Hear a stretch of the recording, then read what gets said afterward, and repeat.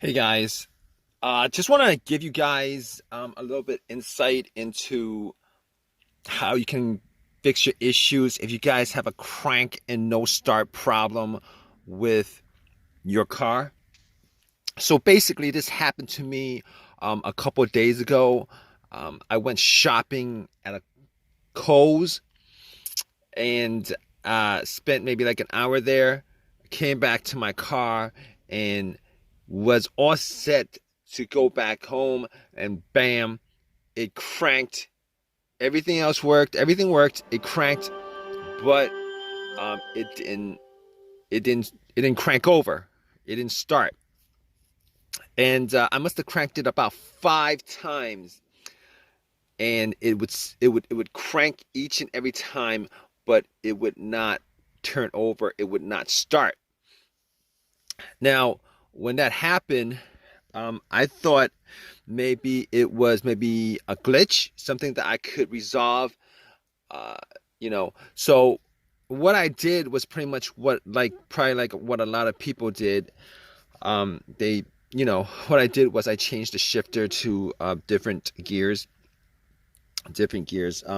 Shifted to, I shifted from park to neutral to reverse, and pretty much try to start it that way. Pressed the accelerator a couple of times, try to start it that way, and none of that actually worked. None of that worked. So at that point, I thought it could be the battery, but I did change out the battery um, relatively recently, probably like 6 months ago. Had that issue where there was a no crank, no start issue. So it's like totally different from this issue. But regardless, I turned on the headlights just to see whether it was the battery that was the issue or not. Went out, checked the headlights. The headlights were rather strong. And at that point, I was thinking it probably wasn't the battery, because I was crossing my finger like you guys are probably at this point for like a quick fix. So basically, after that, I opened the hood up and looked at the battery compartment, battery area. Now, here's the thing about it. All right, I the car was cranking pretty strong. All right, I was thinking that may have been a battery, still in the warranty. I could just change it out, pop another one in, problem solved. But I, you know, I the the car was cranking very, very strong. The headlights were very, very bright. Did not think it was the battery at that point, but I was looking at terminals. They looked like they were pretty corroded. And basically, I did not clean the terminals when I swapped out the battery 6 months ago. Probably like I should have done. So basically, I had a couple cans of Coke. I poured 2 cans of Coke on the terminal cables, the connectors. All right, wiggled them a bit. Now the connectors were were tight, but they're not so tight that I couldn't move it. And I pretty much wiggled them out. Took some paper towel, cleaned them up, popped them back in. It wasn't 100% clean, but it was clean enough that if that was the issue, I would have been able to, without a problem, the connection would have been able to crank it over if that was the issue. But I didn't, I was pretty sure that that wasn't the cause of it. But regardless, I did all that anyway. Went back to my car, tried to crank it, and it still cranked strong, did not turn over. Had the same scenario, did not turn over. Sucks. It sucked at that point. I was like, okay, so I went back out, and I had a battery booster. Now you're thinking, like, all of that, why is he thinking it's still the battery? It's possible, on a rare chance, that the battery could be the cause of this for whatever reason. All right, that's like the first thing I went to.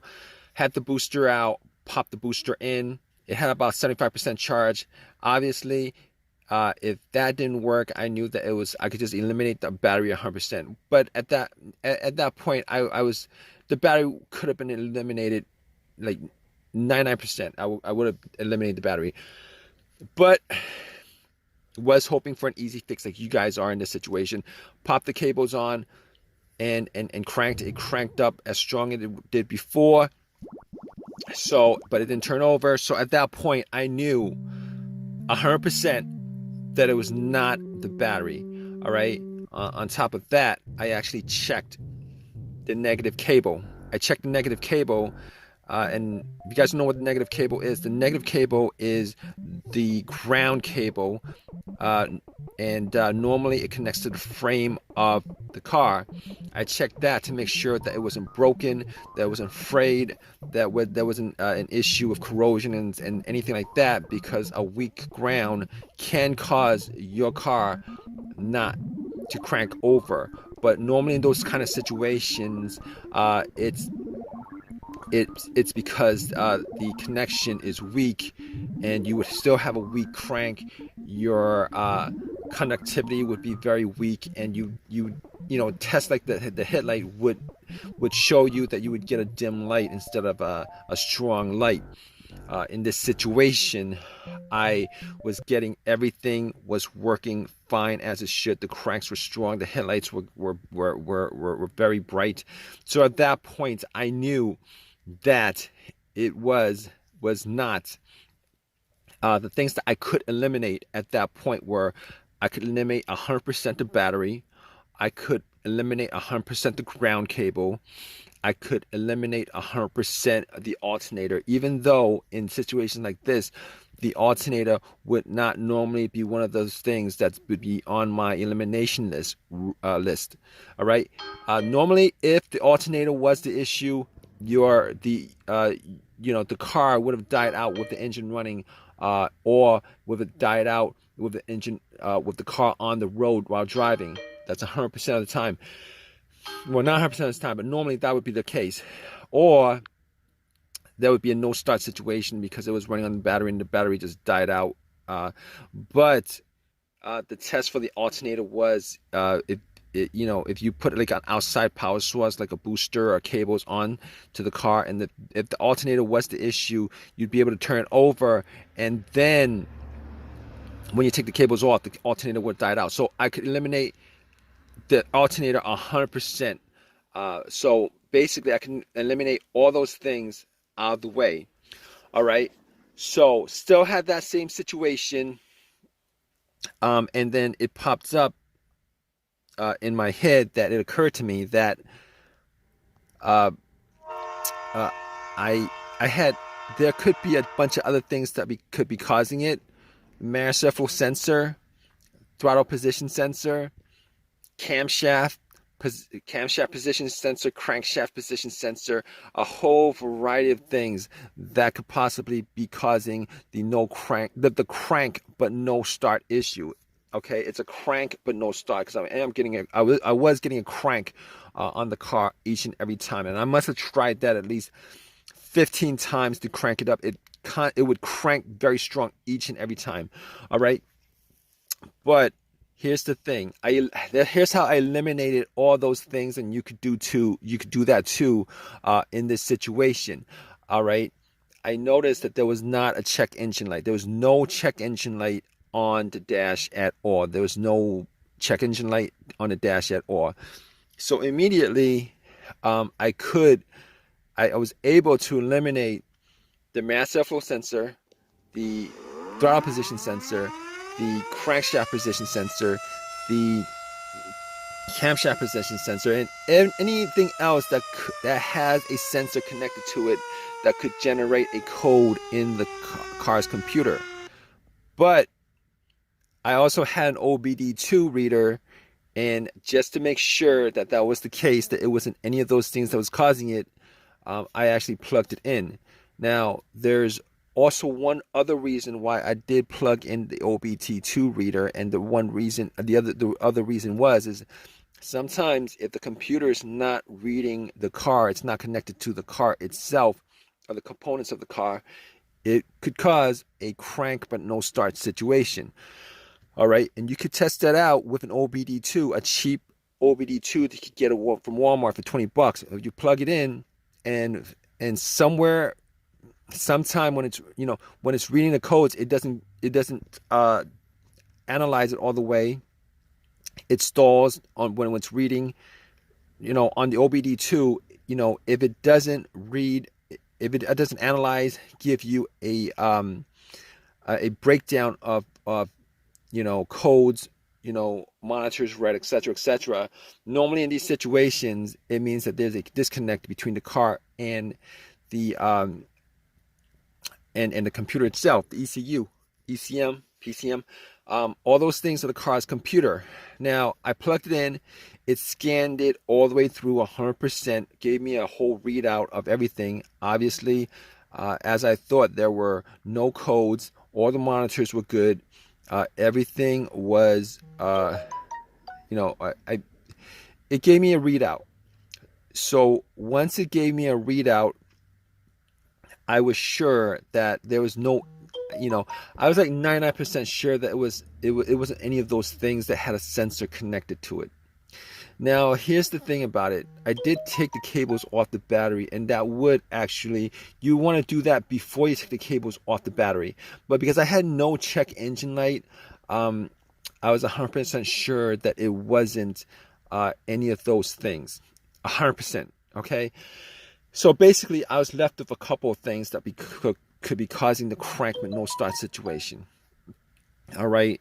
As far as easier things that I could just resolve on the spot, if there was an AutoZone close by, fuses, relays, possibly the ignition switch, possibly the fuel pump.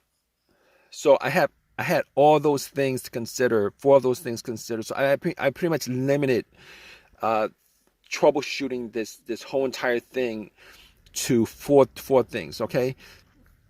So I popped up the fuse. I was looking at all the fuses just to see whether there were any kind of signs of a burnt fuse, brownish on the top or something like that. Any kind of smell of a burnt plastic or something like that. I could. Everything looked fine as far as the fuse was concerned. I did not have a fuse tester on me. I could not test out every one of the fuses, but all the fuses looked fine.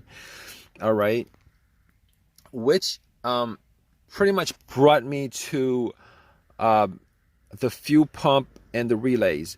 All right. Here's the thing with the fuel pump. Now, before I even did the test, I was sitting in my car thinking that it may have been the fuel pump or the fuel pump not operating. So I did this test, and you guys could do it too, but normally it takes 2 people, all right, one to listen to the car where the gas cap is. You would take the gas cap off, and you would try to listen to a priming sound. All right, one person would be in the car turning the car to the on position. The on position is the position before it cranks. Normally you don't want to crank it, because what happens is if you crank it, that noise, the cranking noise, is going to drown out the noise from the whizzing of the priming of the fuel pump. All right, and the priming of the fuel pump is pretty much the motor in the fuel pump working. All right, now there was nobody else with me, so I was sitting in my car, turned everything off, rolled up all the windows, and I put the car into the on position, and I did it a couple of times. Turn it off, push it to the on position, turn it to the on position, turn it to the on position. Was not able to hear, to make out a sound inside the car. All right, whether the pump was priming or not, it was not able to hear a whizzing sound, a motorized sound, either way. So, after that, I looked at the fuses and looked at the relays. Especially for the fuel pump. I thought it could have been the fuel filter, but normally with the fuel filter, you could at least get the car to start, to turn over, and then it would die out because it was if the fuel filter was blocked or something like that. Okay, so I did not think in that situation it was the fuel filter, because I cranked it at least 15 times. It never actually turned over at least once. So basically I found the relay to the fuel pump, and I was able to swap out for a similar relay. All right, and once I swapped it out, was able to turn it, got into my car, and then cranked it, and guess what, guys? Boom! It turned on, turned over, car was running, turned off, did it again, it was running. So at that point, I knew for 100% that it was the fuel pump. All right, I forget what component of the car I swapped it out with, as far as the malfunctioning fuel pump was concerned. But I was thinking about driving the car to an AutoZone, but there was an AutoZone pretty close by. Went to the AutoZone, got the fuse pump relay, got another relay for it, swapped it, put everything back together, and all set. Everything was good, simple fix, and haven't had an issue since. That was a couple of days ago. Turn on, turn off, turn on. Everything works the way it's supposed to. So it was the fuel pump relay that was the problem. All right. So if you guys are in this situation, hopefully your fix was as simple as the fix that I had on the car. And if it's not, hope that it's something a little bit more, not something that's like the fuel pump itself. But in any case, if you guys troubleshoot, go through the steps that I kind of went through as far as troubleshooting this whole entire issue, you guys, 90% of the time, you guys probably will get an answer for the issue with your car. All right. Regardless, please leave a comment in the comment section. If you guys want, please give me a thumbs up. Please subscribe. All right, guys. Take care.